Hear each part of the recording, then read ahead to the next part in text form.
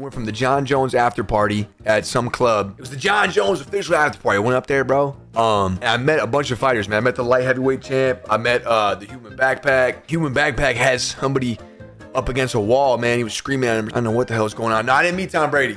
I didn't meet TB. I met up with Big Mike and we hung out the whole night. Then we went from there over to Encore. You know that club with the Encore in the Wind? It's like half outside, half inside. Well, they had the Chainsmokers performing with some other guys. And we were kind of like backstage for that. It was super cool. I met a lot of great people there as well. Yeah, XS, right. But what's cool about that club is it's literally the stage, like the inside, and then there's the stage, and then it goes to the outside, and it's like the pool. So either way, you could, you know what I mean? The dude that ran shit, by the way, is telling people who can come up and who can. He's literally, he runs the whole thing. He's yelling towards me like, hey, you. And I'm like, I don't know what he's saying. You, I'm like, me? Nickmercs. I'm like, oh, shit. So I walk up there, and dude, the guy's a 5-year sub in here. He knows every story. He knows about Gage and Schnee and the Call of Duty shit. He goes, bro, I got a bottle of Class Azul coming your way already, all right? I got wings and pizza, whatever the fuck you need, man. You need anything, you let me know. You want me to come up on stage? You come on stage. You want I'm like, oh, thank you. Holy shit, bro. What's going on? I wasn't trying to go that hard, man. Like if my wife's there, then you know, her and I get a little loose together. But if my wife's not there, I'm not trying to go crazy, you know? So great time. And then right from there, it was like 4 in the morning. I had a flight to LA at 6. Team no sleep. A flight to LA at 6 to be where I had to be at 10 to record all day. Yo. Let me tell you. Shout out to Cuban coffee. You know what I mean? That shit had me up. And then I recorded all day. Okay, all day. I took my flight home at 10 p.m. Traveled all night. Got here back in Florida at like 10 a.m., 11 a.m. or some shit. Wife picked me up and I was just sloshed. I felt like a potato that got cooked in the oven, like a baked potato. And then like I sat out on the table for like 10 hours. Nobody ate me. And now I'm just like here and I got like a piece of sour cream on me with some bacon bits, like a little bit of cheese. I'm just like, But did you sit and coach on these flights? That kid, I missed my fucking flights. So the whole way there, I was in the back of the plane, bro. I saw some shit back there, bro. I did. And listen, I spent years at the back of the plane. Years, man. I did my time back there, bro. I did my goddamn time back there, bro. All right? I did my time. I saw some shit, bro. There's this dude that stood up. He was stretching his leg. I got a video of this fucking guy. He's doing stretches. I said this to my wife. She's crying, laughing. Look at this fucking idiot, bro. He's doing stretches right in front of me, bro. I said, hey, man, no way, right? I couldn't even say anything. I didn't know what to say. Oh, let him go. Watch.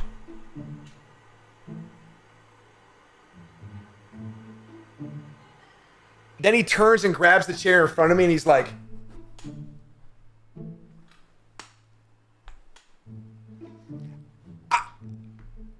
hey man, listen, the guy next to me has this gigantic coat and he puts it over him like this. He lays down and the coat's like half of it's on me. I'm like, you know, I'm just back here. It is what it is. The coat smelled like a fucking hookah, like you know, like the bottom of a fucking like where they put the flavored tobacco, at the bottom of the hookah thing, but like burnt hookah with like garlic, man. I'm wondering, I'm like, bro, no way you don't know that you smell like this, man, right? Bro, you know, it was just overwhelming, man, the whole time. Garlic hookah, bro. I'm like, motherfucker, it's guys fucking 10 in the morning. Anyway, I had to go do that. The whole way I flew coach, man. All right. Bro, that dude stretching in front of you reminded me of when I was flying to get stationed in Korea, bro. This couple was doing the fucking yoga in the middle. Bro, Swifty, some people are just too... See, okay, that's what I hate about bicyclists. Right there. I think that's the core problem here. When people think that it's their world, we're just in it, that's when I have a real issue. And a bicyclist in the stretchy suit on the side of the road is the epitome, in my experiences, of somebody who thinks they own the world, but they don't. And it relates to the guy doing yoga on the plane. Sit the f down, you fucking idiot. What are you doing? This is not your aisle. You didn't pay for this. Go to the bathroom. You can walk up and down the fucking middle thing, but don't be doing yoga with your ass in my face, bro. Okay? Sometimes a motherfucker's gotta hear it. Okay? That's it. It's for the good of the colony. It's not about them. It's not about you or me. It's about us. Hey, Dad, you watching the stream? But I'll never forget when my dad was having a day, man. He was having a tough day. I forgot. He had a shit day at work. He was just angry as hell. And this is where I get this from, by the way. We're all in the fucking car, and my dad's really, he had a really hard day, and he's hungry.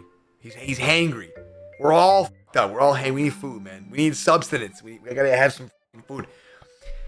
So we go to like Burger King or something, I think. All right, we're gonna get some burgers, man. Some burgers, some fries, like a happy food, you know, something to really fill us up.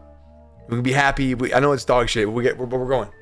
So we go to the drive-thru, man, and this lady is on the mic, man. And this lady is not having a good day either. She don't want to be there. She's one of those, man, all right, where it's like, you can clearly understand that she don't give a fuck about you, nor what you tell her in that headset.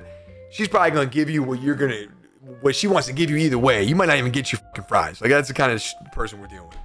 Which is like, great. This is not who we needed to hit at this time, but here we go. Here she is, man. You know, the best fucking Burger King lady you could ever fucking ask for. You know, so my dad orders the thing.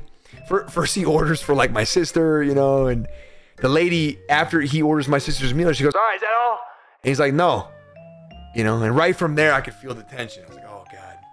And then he orders my meal, you know, and then she's like, okay, that gonna be it? And he's like, no, it's not it. I'll tell you when I'm done.